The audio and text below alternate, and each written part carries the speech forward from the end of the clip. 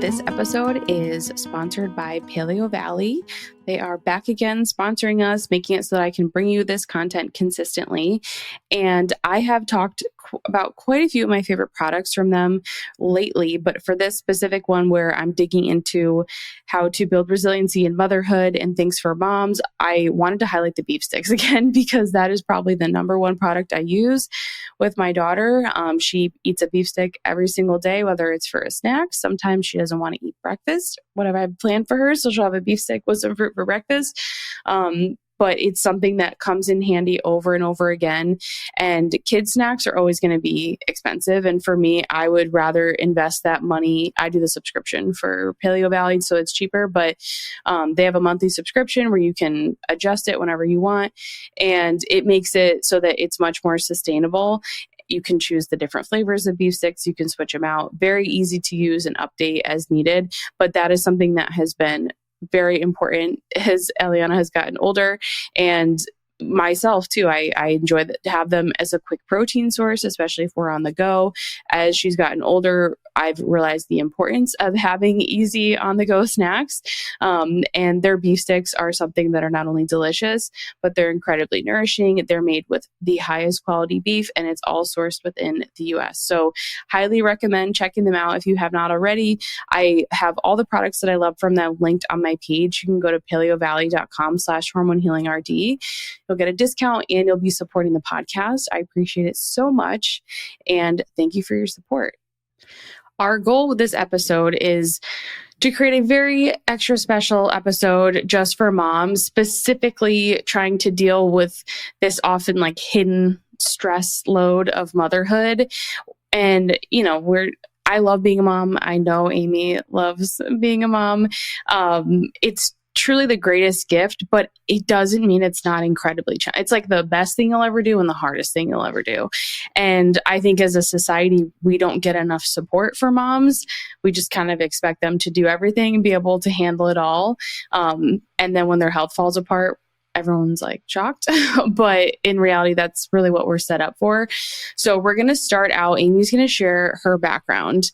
I think a lot of you will connect with her story. And I just think it's so important to know like where she's coming from, because it's really easy for us to have this conversation where we're both in the health field. We care about women's health and moms specifically.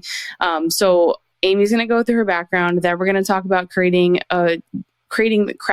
the culture in your home and how you can adjust that. And then we'll get into more like the practical tips. So as always, this episode is for informational purposes only. Please make sure if you make any nutrition, health changes, or anything like that related to this episode, you clear them with your doctor first.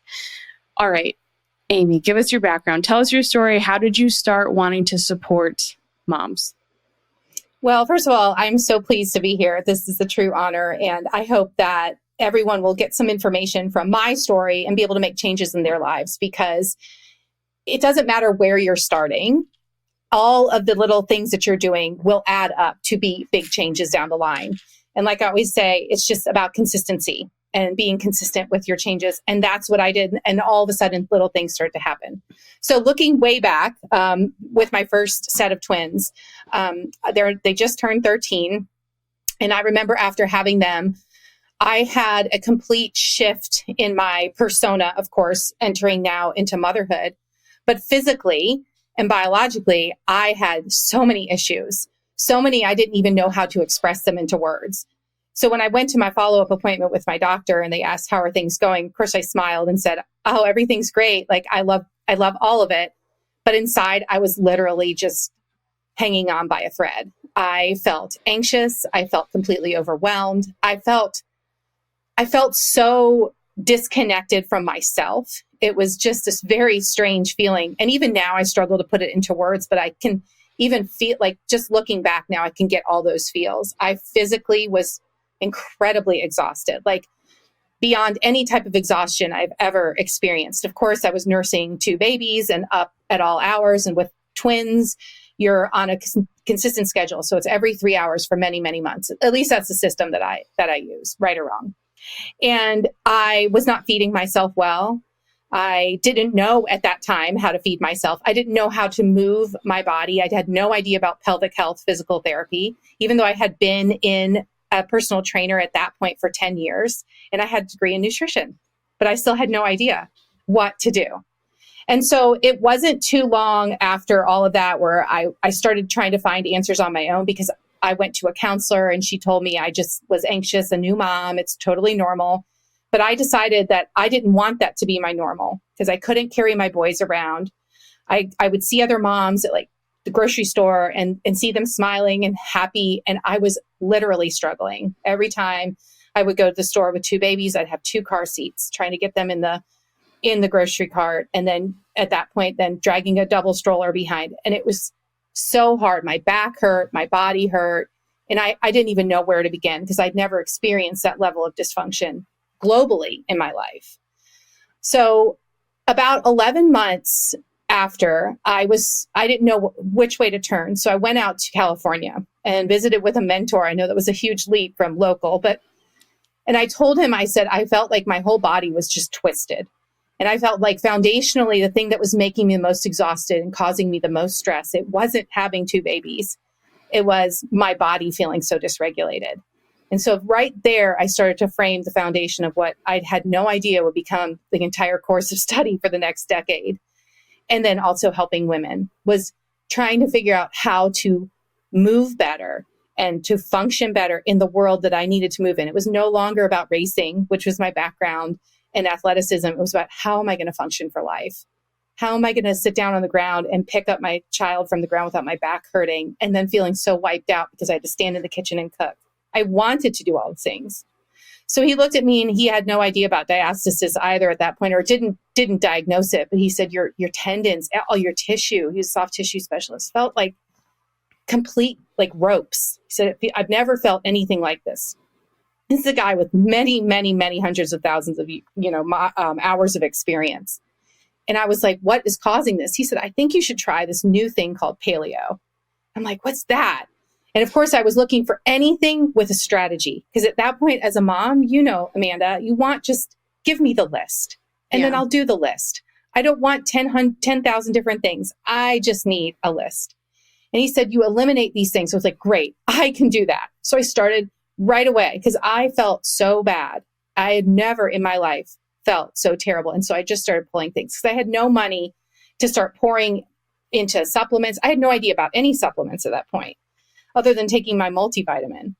And I started removing things. So I strategically removed gluten. And then he said, look at this thing called Weston Price. Start studying Weston Price. So I found a CSA, and I started adding in raw milk, and I started adding in organ meats, and I just changed everything.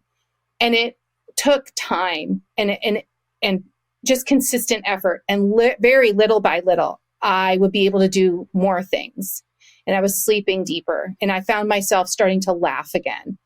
This was over years. This was not over this wasn't over like a month or a week. This was years of just believing and trusting in the process, because I knew there was no alternative to this path because of everything I was learning. It just made sense on a principle level, on a soft tissue level, a connective tissue. I knew my fascia was completely disrupted.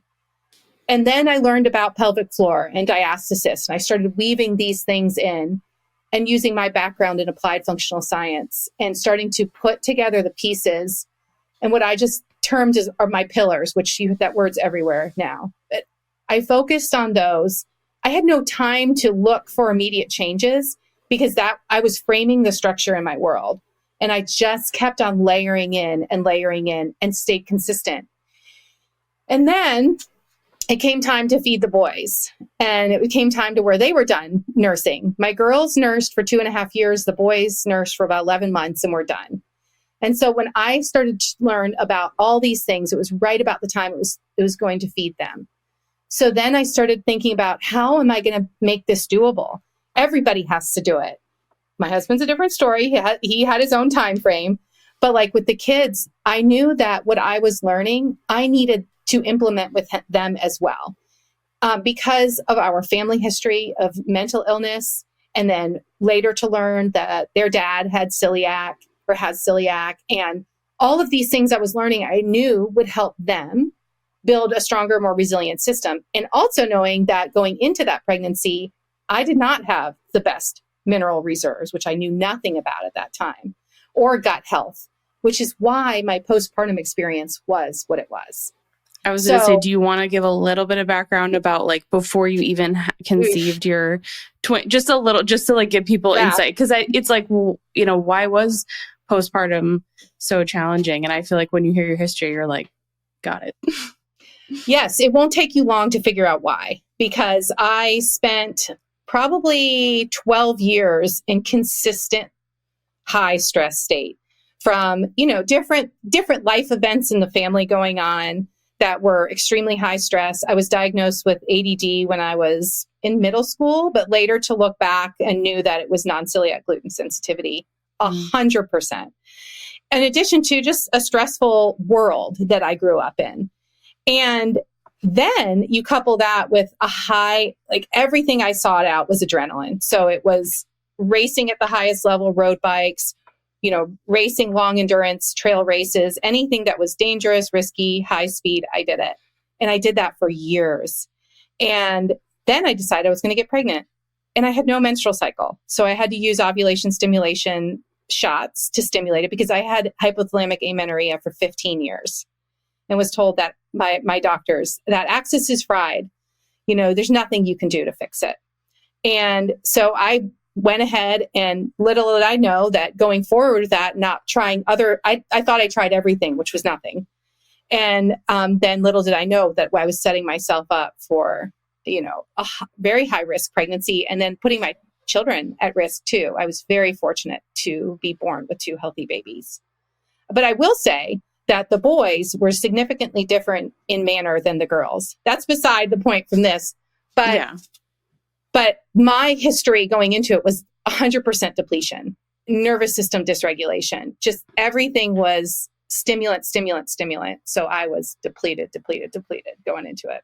It's like that. When I had Irene Lyon on, she talked about functional freeze and how when you're in that frozen state of your nervous system, you seek out that cortisol, that adrenaline. And so it sounds like you were stuck in that functional freeze, which would make sense if, you know, it's like if you had a lot of stress and your body was, you know, couldn't get out of that state. It was like frozen, trying to preserve and save itself. And then you're just like trying to find that stimulation because, you know, it's normal for us to go in and out.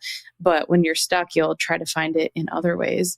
So I know that that's like a part of your background. I think that's just important. And I think a lot of people will honestly relate to coming to that place and then having that challenging postpartum. So you're learning how to feed your kids. You're like, okay, how am I going to do this? And then you had your girls like 4 years later. Yes, I did. And just to that point, that episode was just fantastic. And because also because I could identify with much of it. But I think it does relate to a lot of women because I was on stimulant medication in addition to these stimulating events since middle school until about 2 years before I had the boys when I pulled myself off of it because I got tired of it. Yeah. And that overdrive and then pulling out that stimulation, it speaks to the healing process as well, because when you go through that healing process, you come out of fight or flight, you're going to feel more tired for a while because you're not running on adrenaline, cortisol. But mine was a whole nother level of it. So yes, so I started implementing like crazy and everything started changing. And I would go to the park and I realized, gosh, like just 2 years ago, I remember standing in this exact spot and feeling, how can I even do nap time? How can I do the rest of my day? Just feeling so exhausted. And I would use food as a stimulant too, because my blood sugar was so dysregulated for so long. Because I had such low adrenal dysfunction. Like I do the Dutch test or I don't remember. It was very old school adrenal testing. I can't remember the practitioner's name. Like a salivary panel? Yeah, the old school salivary panels, like just flatline completely. Yeah. And that's how I felt. So I'd go meal to meal for energy. And as soon as that meal time would come up, and you can't do that with kids because you got to have some flexibility around that time because you're feeding your kids. I had none. I had no cushion whatsoever. And that didn't work with twins.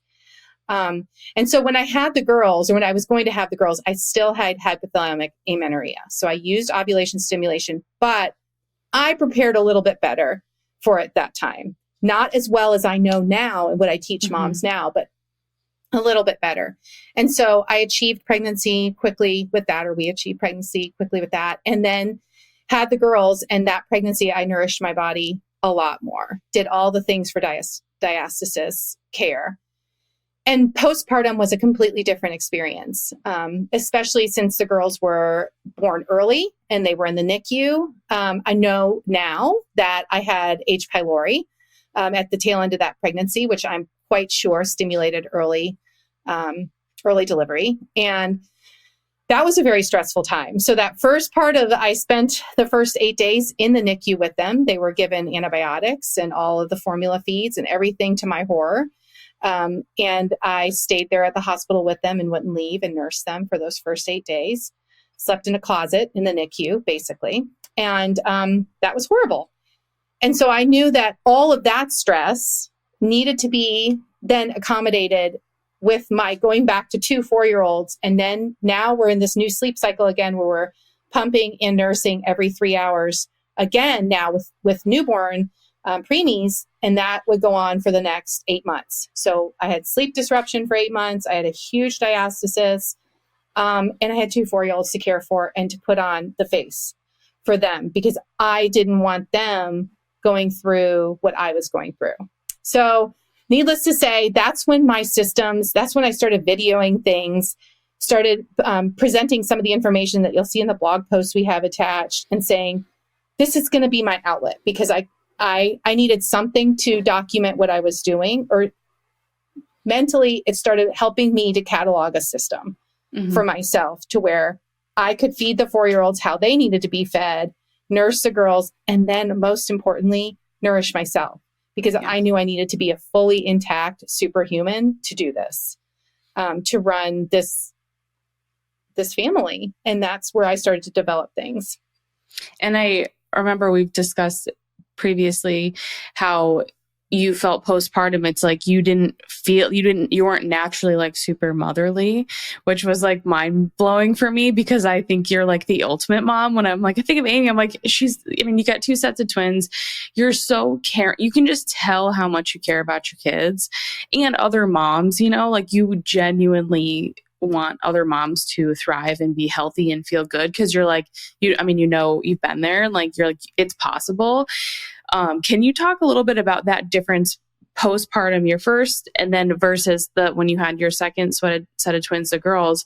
Did you have a better experience? Did you feel like because of the nutrition, the things you worked on in your home and the systems, that you were able to enjoy that more? I mean, that's such a good question. Like, such a good question, because I know that I didn't have that motherly presence, and I was more of a flatline steel wall, because I couldn't emote. Yeah. I was completely catatonic at times. I had no energy to even laugh and smile with the babies. It was so hard for me to even sit on the floor and play with them and do tummy time. And that tears at my heart a lot, because I missed that first year and a half, because I was so dysfunctional. And then I started looking around and seeing, like, I see this at bus stops. I see moms, you can look in mom's eyes and see it. Like, it's not your fault. Like, let's change this. We have to change this. So yes, night and day, because when I started to come around and my brain started to heal, and I started to be able to absorb nutrients, and I started to develop myself again. And I was like, this is literally the hardest thing I've ever done, but the most awesome. And joy, like an abundance of joy I've never experienced in my life, would start to come in. And like, you still, even when the boys run off the bus and they're 13, I still get those like tingly butterfly feelings. Like I'm genuinely excited to see them. And I didn't have that initially. And I know it's because of depletion. And when I work with moms now, and that's the first thing they say, my world is still filled with stress, but I don't feel it. I don't see it. It's not the same experience. And it's because your level of resilience goes up. Yeah. And I know you see that too. Yeah. So, and I just think that's important. I think a lot of people will connect with that. And you could be, there's a spectrum, right? Sometimes we're not that extreme. Sometimes we're feeling like that on some days and not others. But deep Yeah. down, I think a lot of moms know like something is off and dysfunctional. And I think that I know I could feel better and enjoy this more and have it not feel so hard. Motherhood's always going to be hard. It's going to be so amazing and it's going to be so hard. But when you're not taking care of yourself, you're not nourishing yourself, it's a million times harder because again, you don't have that resilience. Your body can only hang on so long. We're going to talk about the practical stuff, the systems that you created. But before we get into that, I think a really important thing to cover is how can we change the culture within our home? And I think this is like when you have younger children, babies, I think it's easier to do this because you're starting fresh, basically, right? You haven't things are not as solidified yet. There's more room for flexibility. I think you can do that with older kids. It's possible. It's just harder. I've had clients that have done it. It is harder, but it's possible. Can you talk about how we create the culture in our home and how you went through and just shifted things slowly over time? We're not doing this overnight, anyone, in order to make those changes with food and your mindset around food. Yeah. And know that this is coming from a mom to a mom, right? So I am not a trained counselor. I'm not a child psychiatrist, but this is the system that I've used myself and then also taught other moms to use it. So take it for what it's worth and make it your own. So I also have a heavy science background and then a heavy knowledge of what's going on inside. But I don't think you even need that because there's so many resources now. Just the abundance of information that you put out there, Amanda, we can take that and teach our kids. The things that my 8-year-olds know is they'll use terms like hydrate, or, I love it. They know what their poop is supposed to look like. And they know if their poop is off, if it has cracks or if it's smooth. They need to know that. Yeah. And so that understanding of they know they have to have their protein at every meal. They know they eat their protein first. So little things. When I first started with the boys, they learned right alongside me. And so I was, of course, learning at an accelerated rate, but I would talk to them. We would crack coconuts together. We talk about the medium chain triglycerides. Of course, that was the big thing back then. And we were talking about the fiber in the coconut and how the oil is so good. And you can eat your meat off the bone because that's good for your joints. Where are your joints? Here are your joints. So if you have young kids, you can use really great tools. There's a great book called Are You What You Eat? And I'll send you the link. But it's such a great resource because it has, here's what raspberries do for you. Here's what all the red fruits and vegetables. And for little kids, every time they ate, we talked about it. And it wasn't to the point where it was you can only eat healthy foods, but we talked about, hey, when you go to a birthday party and there's all these red candies, maybe we avoid them. And this is why, because of how they make your brain feel after. If they would go in and have a monumental tantrum or they were way out of control, then we talk about what are the things that you ate? What are the strategies that you can use to nourish yourself differently? These little things add up. And every instance I would start to bring these lessons in addition to how our play at the park was helping to, support their bodies, support their brains, and use terms instead of nervous system, use brain or something that they know. But now I think that if you have people that are listening that are like mine, that are preteens or that are in school, they're out of when the kids started going to school and they started seeing kids open packages. And I could no longer just, cut them carrots or give them pistachios where they saw kids opening chip bags or Teddy Grahams or whatever it was at that time. Why can't we have those? I want those. I also had to learn the hard way of saying, there's got to be a place for things. Because otherwise, then you go off the rails and then you start to rebel. And then the kids are the weirdos in the corner that have the separate snacks. And that doesn't work either. Yeah. And that's what mine were. They had cans of sardines and they love sardines, but it was you can't do that. And unfortunately, that's just the world that we live in. So the way that I started to shift it was we said, we can do as much as we can in the home. And then if we go somewhere, then whatever I can bring or swap, if it's appropriate for the setting, then we do so. But then we also think about, like, if we're at ball games or we're traveling, can we seek out restaurants? What are things that we look for? And they know. We look for things, places that have a grass-fed burger, usually the easiest, or that have gluten-free buns, or that we talk about what kind of oils. What kind of oils do you fry your fries in? Those little things add up to huge things, because if we talk science, the kid's microbiome is going to dictate their brain health, which drives the entire household. You know, as being a mom, when your kid is dysregulated, you become dysregulated really quickly unless you're a robot. I am not one. And with multiple voices, if the kids are dysregulated in the house, that is a massive stressor too for your own health, especially if you're on a healing journey. So it makes sense to try to be inclusive of all these different values and teach them right alongside while you're learning. And I think with little kids, they grasp so much more than we realize. One thing that I've done, you know, my daughter's only 18 months, but she's finally interested in cooking. Like we have a little toddler tower that my husband made for her. And before she was mostly just like climbing all over it, super safe, and enjoying it that way. But now she likes to come right up to the stove, and she's learned not to touch it and all that stuff, but she likes to mix stuff. She fakes putting spices in. It's the cutest thing ever, but she's much more interested, which has been great, because at this age, that 17, 18 months, I'm like, what happens with her food preferences completely changing? Yeah. It's insane how much it shifts. It's like slowed down a bit, but I was like, for a while, I was like, she's never going to want to eat all the things that she's loved her whole life again. There was like a 6-week period, but then she started to get interested in cooking. My sister has done that with my nephew forever. She loves to cook, and he was really picky for like almost a whole year from that age 2 to 3. And I was like, just get him cooking with you. If they're involved, I let my daughter choose between the vegetables at dinner. I'm like, which veggie do you want? You know, and I just gave her 2 options. And I know she's so little, and people will probably, I don't know, but think it's crazy, but they really do. They're already a human with their own personality and their own feelings and their own everything. And if you can like include them in things and give them that autonomy, I think it makes a difference, because she's already like past that picky stage for the most part. But I wasn't going to like force her to try to get interested in cooking. I was like, if you want to play, go play. But I was happy when she did, because I was like, wow, this has really made a big difference in her wanting to eat these foods.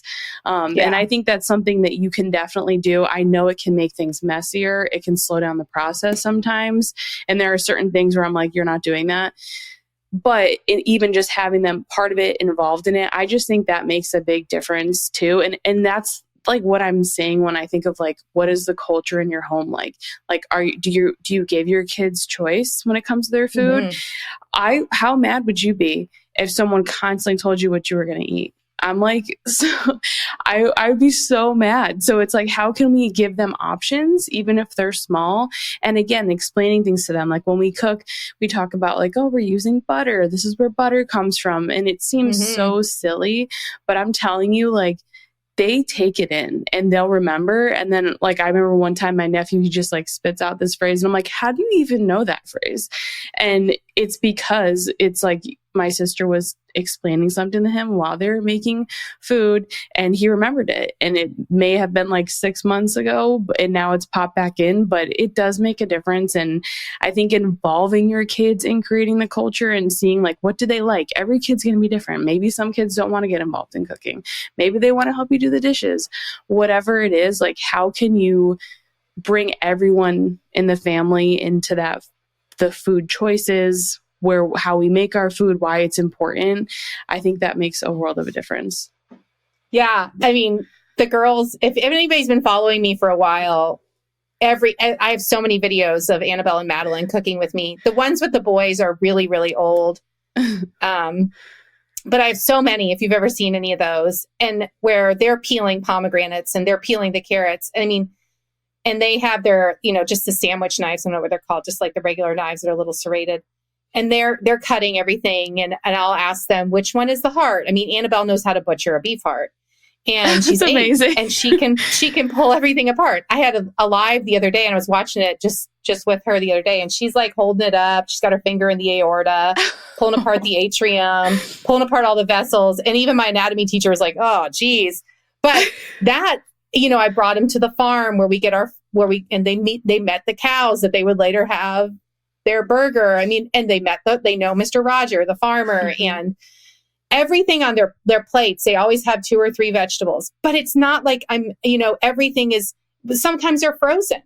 And, I'll go to Costco and get them. It's not like I'm in the Ozarks, cultivating all these things. We have a huge garden and they know how to plant seeds, and every year we start our seeds and every year they plant them, and they know how to trim lettuce and they know how to pull herbs and they know how to, stem a kale. But you can do this. I'm just in suburban America. And so it was just like you said, Amanda, like they are at the countertop helping me. And it was more labor intensive, but it kept me on my game. And that's what this was about, was like developing all these systems to where they know to look at the whiteboard for what's on the menu this week. And they had a say in that. What's our protein going to be? And so that one day, my goal is that it'll be secondhand to them, where they say, oh man, I am not feeling great. Like I can't think clearly. I'm constipated. And they'll automatic reflexively go back to, what am I eating? And I think that's pretty awesome that we can, as moms, instill this just through little habits that we're doing. So I have a bunch of blog posts that I share, but like there's one, feeding kids a massive job that's 100% necessary. And I go into pretty big detail about principles that I had as I used the litmus test when you're going through. And as kids get older, you're looking at different products, different packages, but then also thinking now about budget. And I can't do all the organic bars. How do I make that at home? How do I have time to make it at home? How do I freeze it? All of those things that we've talked about, freezers and the importance of investing in a freezer, a dehydrator, but lots of little things that we can do as moms. And these are all in these blog posts that I've shared with you that are just simple things that you can just start doing consistently, and you save money now and then medical bills later. Mindset for yourself now, and reduce overall stress in the household, because when everybody's in a fed state and absorbing their food, it's amazing how much better all of us feel and function. And one thing I think is so, obviously you have boys, but with the girls especially, being able to teach them like even the bowel movements and like, what's your poop supposed to look like? It is so simple, but it's so important because, and boys obviously have to worry about this too. I feel like, especially now with social media, but with girls especially, they're going to get inundated as they get older with these messages around food. And I think if you can create a strong foundation with the connection with what you're eating and how you feel, how your period goes, do you have really bad cramps, all that kind of stuff, how can you connect those things without obsession? Of course, like we don't want kids to be obsessed with food. It's more, but I think it's giving them the power, because they're going to get exposed to this stuff eventually. And it happens really early. I can't, I'm sure it's incredibly early now too. It's like probably first grade. Yeah, we'll just think about how many, I know so many women, myself included, that spent a good majority of their life dieting. And so that's going to rub off on your kids, especially if you don't really have a ton of awareness around the things that you're saying about yourself, about food in front of your kids. They absorb all those things. So I think it's just another thing because I get a lot of questions about like teens and stuff like that. I'm like, this is the kind of stuff that you'd want to focus on with teens, like teaching them about their bodies and how food can affect them. But I think just making, just not doing it with obsession, but just educating them and empowering them, right? You want them to feel like they know because I always say, your body best. Kids, they know their body best, especially if from a young age, you can help them connect with it instead of like ignoring it and turning it off or not talking about certain things. So we talked about creating the culture in your home. I think it's like making slow shifts is the best way to do it. I know everyone's different though. And some people are like, I just need to change the things and work on it and figure it out.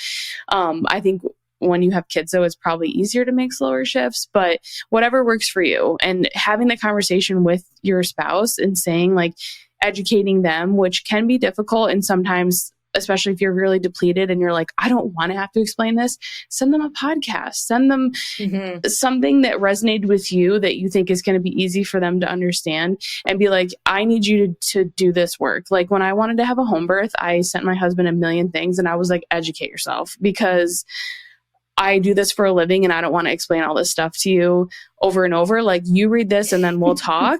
And, it was just like another thing. I was like, I don't want to have to carry this whole mental load. And moms do that. And I understand why. We make a lot of important decisions for our families, but I'm very much like, my husband is incredibly involved, and I want him to be part. I don't want him to just go along with it. I'm like, I want you to have an opinion. I want you to care. I want you to care what our kids eat, what we eat. And he definitely does. But like that, that took time. So I think that's another big part about creating the culture. Usually it's the husband that maybe it takes a little bit longer to get him on board. That's okay. But I think providing resources that you learn from, they can learn from, hopefully they want to learn. And then when it comes to taking action, it's meal planning. And I know that some people hate that. And I think there's a million different ways to do it. But do you want to talk a little bit about some of the foundations of starting to have some meal planning? And it doesn't mean making all your food on a Sunday. If anything, it's more like just having a plan that you can implement throughout the week. But can you talk about some basics of that and how to keep it simple? Yes. One of the blog posts I had was the mommy hack one, make the most of your time in the kitchens, 3 recipes. Okay. And it was by how to chop, how to make the most of like your chopped vegetables. Cause that's the thing that makes the most, cause usually we're hiding vegetables at the stage. I think I have a video of Annabelle or Madeline helping me chop them, but we had like meatballs, and I make so many meatballs where all the vegetables are hidden in the meatballs. And honestly, I'm hiding the vegetables more for my husband to eat them than for my kids. But at that point, I was just kind of going along so everybody ate the same thing, and how to chop them once and then use it in 3 different things. So it was like in a sardine salad, which is a whole nother conversation. Yes, you can eat sardines. No, they're not terrible. You can mix them so they are palatable. And also the same with organ meat, like we can make it work so that, it's hidden. And so if we think about basics, I don't get too nuanced here, about how to take like base recipes, whether it's making muffins or making banana bread to save money on snack products, because, as your daughter gets older and, you have to go different places, it's handy to have, say, pull a muffin out along with a beef stick. And then you have everything kind of in the muffin that that she needs along with the beef stick, and then a piece of fruit. But learning some of those basic recipes and then just being able to make tweaks to them. So if you make a basic banana bread bar, and then you can add in different things, different types of nuts or seeds, or change out flours, things like that. But as far as meal planning goes, my best strategy is always start around the protein and then get everybody in the habit of eating leftovers, whether it's leftovers for lunch or leftovers for dinner, or we're going to take these in a thermos to school. Because lunch matters too. Lunch does not just have to be a bag of chips, an apple, a cookie, and a sandwich. It can be leftovers. And so starting to introduce those concepts will save you so much time and effort, to where then when you're cooking, you don't just make, if you have a family of 4, you don't just make 4 servings, you'll make 12 servings, or you'll make 16 servings so that you have 2 lunches and 2 dinners that you can utilize that one recipe for. So when I write it out on my whiteboard, which used to be in olden times, a chalkboard, then I would write it out Monday through Wednesdays, a roast with carrots, mashed potatoes, and strawberries. And that's on the board. And then you do the next 3 days, or you do the next 2 days. So I would say hands down, meal plan it. And I always do it around what's on sale, what kind of meats are on sale, or what have I got from US Wellness Meats, or what do I know is at the farmer's market?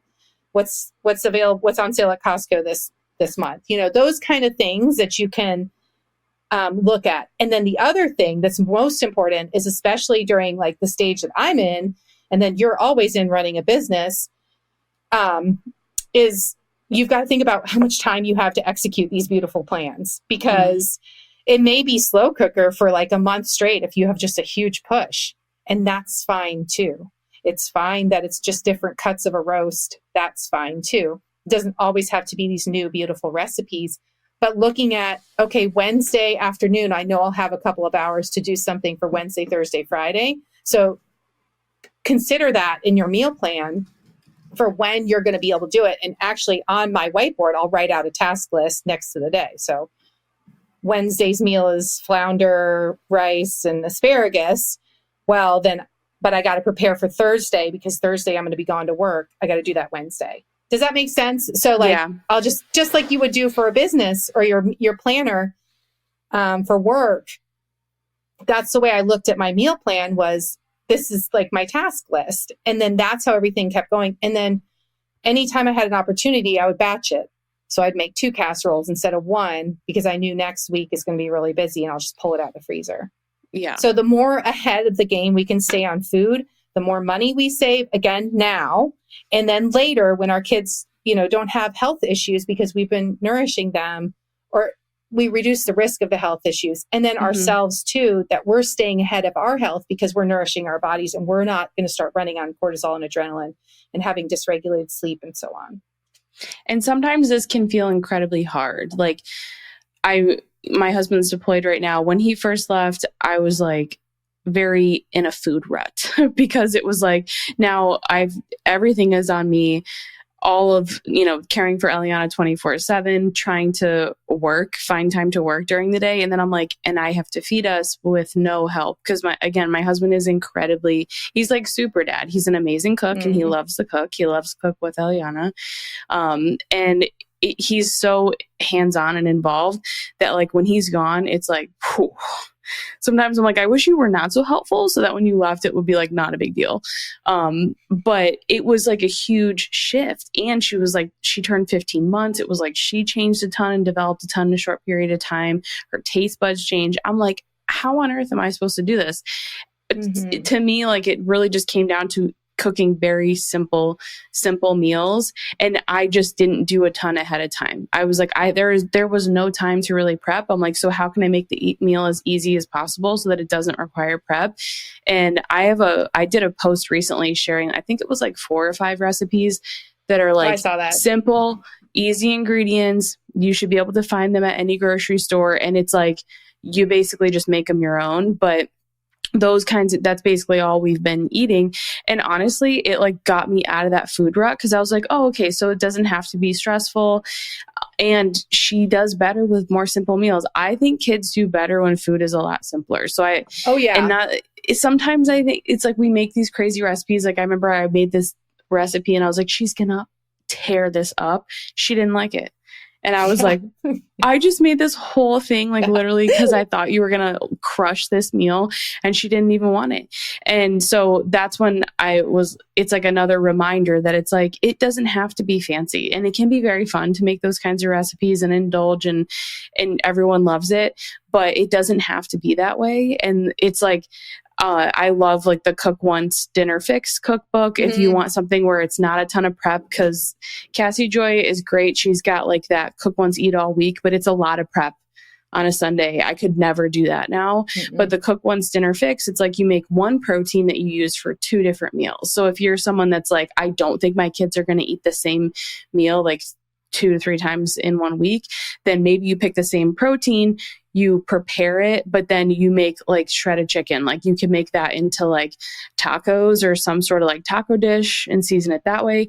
And then you could do like a pulled like barbecue type chicken with sweet potatoes for another meal. And it can be 2 completely different meals. So it's like basic things like that, where again, like you made that chicken one night, so then you don't have to make the chicken the next night. You're just making a separate meal that you know that your kids are probably going to eat.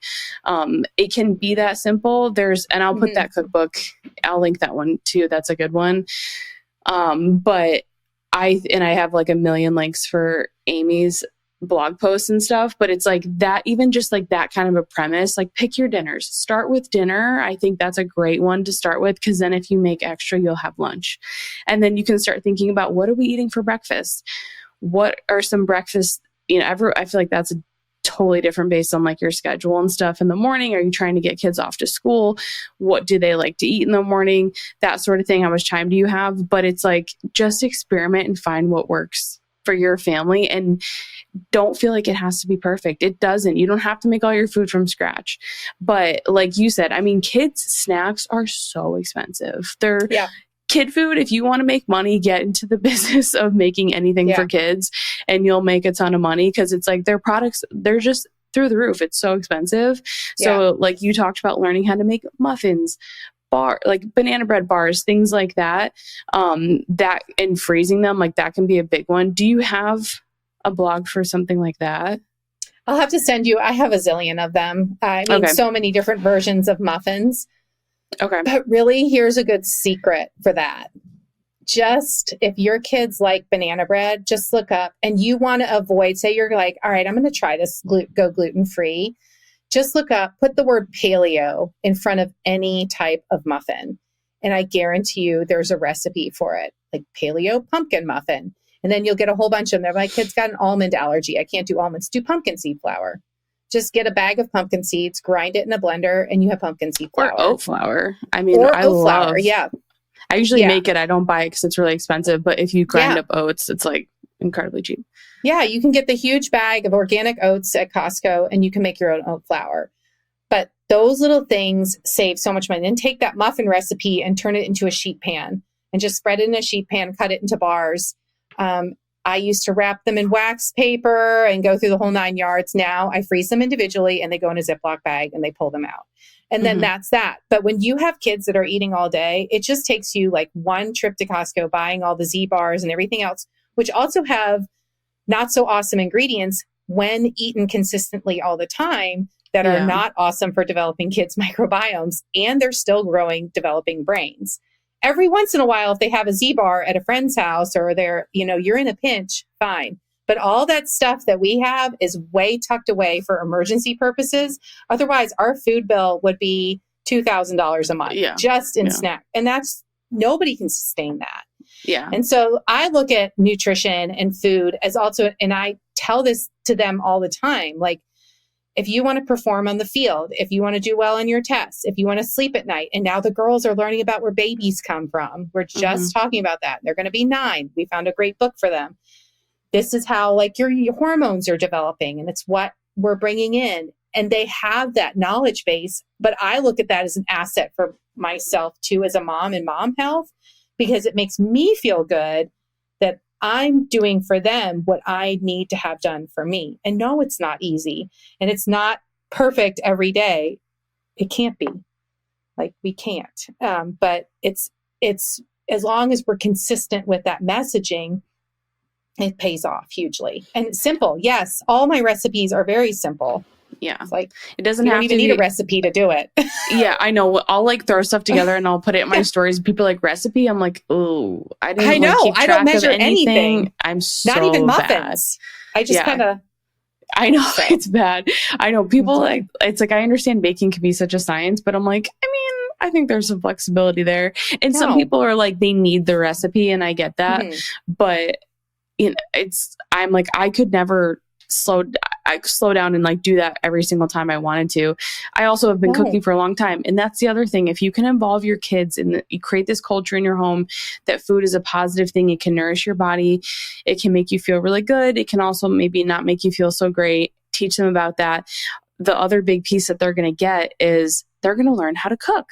I mean, I cannot tell you how many people, adults, do not know how to cook. And I don't blame them. Obviously, I grew up with my mom cooking everything because we didn't have the money. Like, we never ate out. If we got fast food, all my friends ate fast food all the time. I was always so jealous. Now I'm older. Obviously, I'm like, thank God we did not do that. My mom's like, we just couldn't afford it. Like, if we could afford it, we definitely would have given it to you more, but we could not afford it.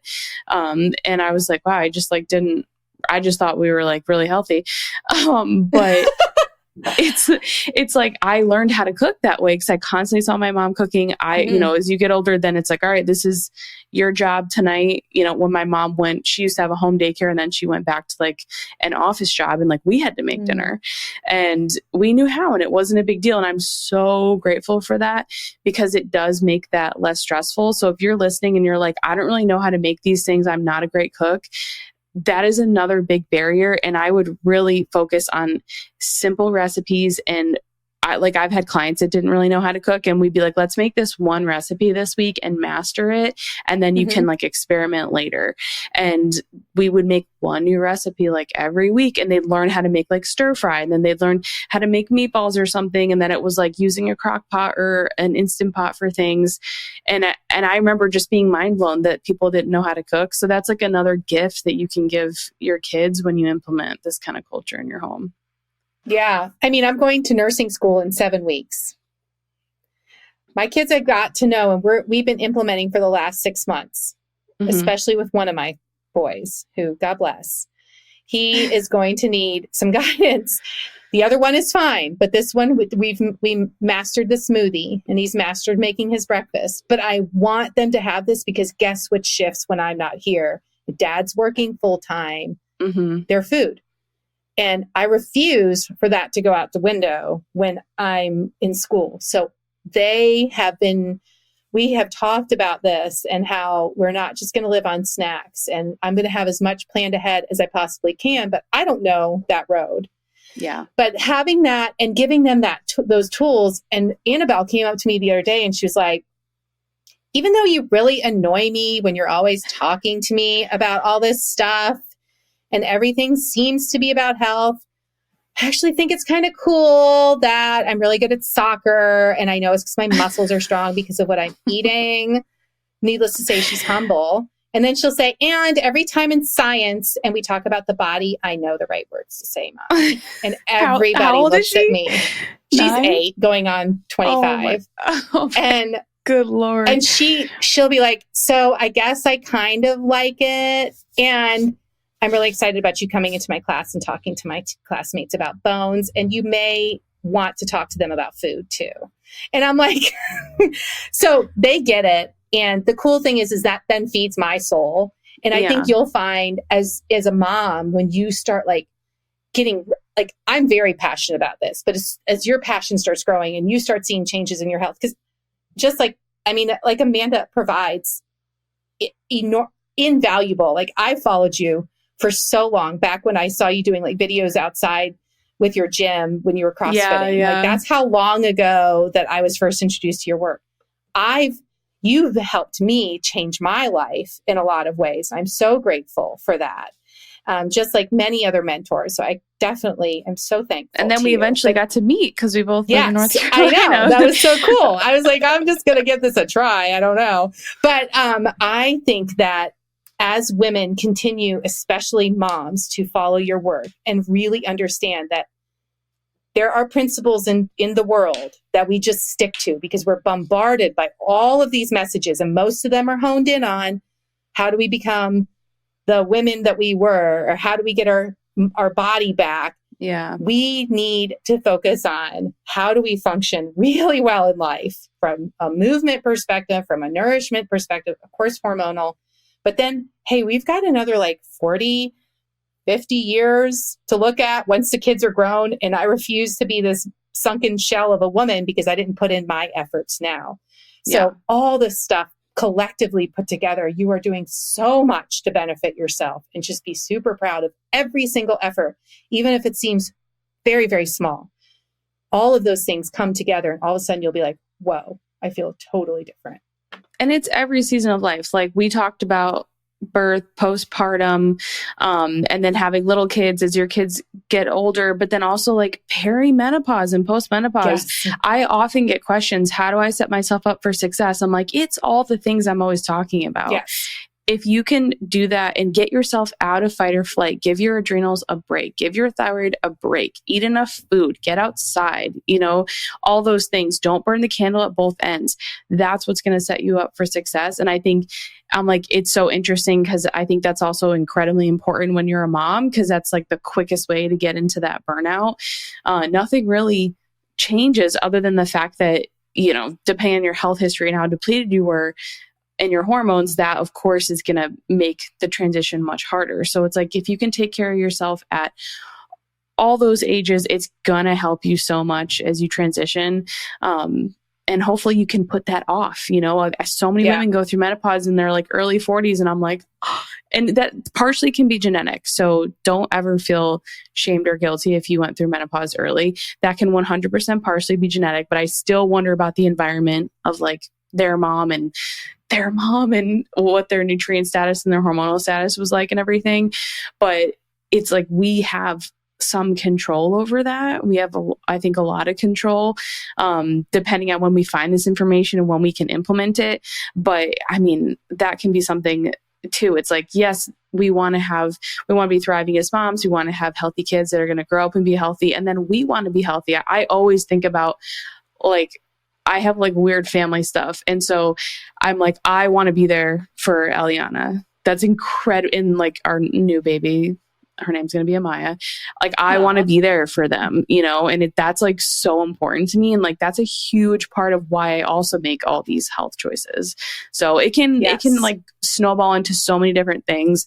Don't feel like you have to do, like, we don't do things the same. We do, like, we're different people. Like, we implement things differently, but I'm hoping that with the information, all the links I'm going to share to Amy's blogs, I love like educating your kids. We're all going to do that in our own way, but like, take the information, make it your own, leave whatever doesn't feel good for you, and then see like, how can you use this to support your health and your children's health? But your health really, really matters as a mom. You dictate how regulated you are dictates how regulated your kids are.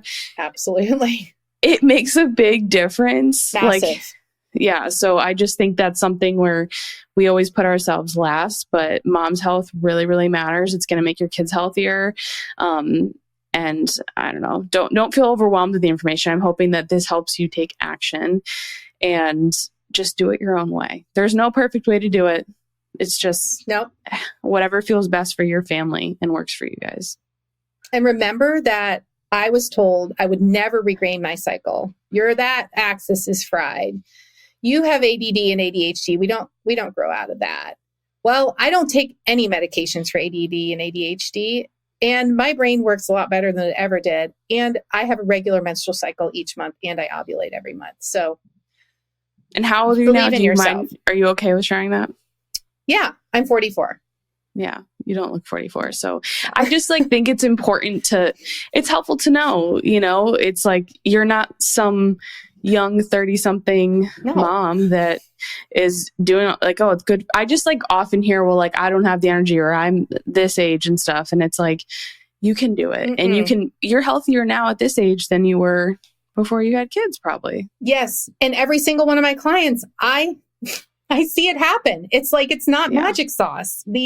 And they're not, you can do it. You can 100% do it. And I hope this was energizing to everybody, because like, I'm so passionate about this, which is why I'm going back to school to bring this to one-day patients. And I mean, just working in the hospital now and seeing it, there's so much wrapped around diagnosis, or this is who you are, this is what you're destined to be. You're not.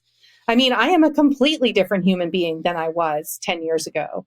I wouldn't want that human being the mom to my kids. I needed to create her.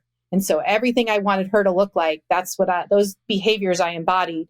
And I just pretended like I was already her. And I did those things to make her. And then I'm still doing those things to whoever I will be 10 years from now. Yeah. And it'll always be ever changing. And I feel like that's like the evolution of being a mom. It's like, you're not a mom, and then you go through this crazy transformation from like maiden to mother, and you're trying to figure out like who you are and balancing it all and still knowing yourself, but also like being just so, overtaken by your love for your kids and stuff. It's like crazy, crazy transition and evolution. is. But I mean, for me, I'm like, it's been the best thing of my life so far. Yeah. So it can be beautiful. It can be hard, but we just want to make it so that you're not in this fight or flight, feeling or frozen state where you're like, I wish I could enjoy this more, because everyone deserves to enjoy it. So is there anything else you want to leave people with? I'm going to link all of your social media, your website, your millions of helpful blogs. I'll also put the cookbook I mentioned, that simple recipe post I have on Instagram, lots of resources for you all. And anything else we should share? I feel about like 1,000 other things. I know. We'll do a part two.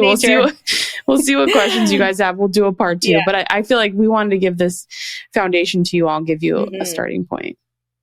I think the biggest thing is we didn't even touch on movement, but the movement piece is a huge one another time.